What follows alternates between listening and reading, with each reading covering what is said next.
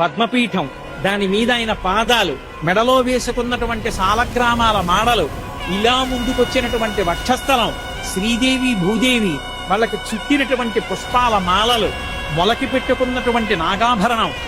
ఆ పైన ఈ చేత్తో పట్టుకున్నటువంటి చక్రం, ఈ చేత్తో పట్టుకున్నటువంటి శంఖం, ఇలా చూపిస్తున్నటువంటి వరదహస్తం, దాని నిండా వజ్రాల తాపడం, ఇందరికీ అభయం ములిచ్చు చేయి కందువకో మంచి బంగారు చేయి అని అన్నమయ్య పొంగిపోయినటువంటి ఆ చెయ్యి, సున్నా చుట్టినట్టున్న చిరునవ్వు నవ్వుతున్నటువంటి చిన్న గుంటటి మూతి, దాని కింద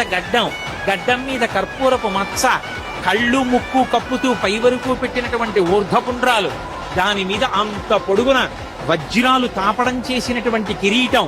ఈ చేతి మించి అలా కిరీటం మించి ఇలా దిగినటువంటి పెద్ద తోమాల,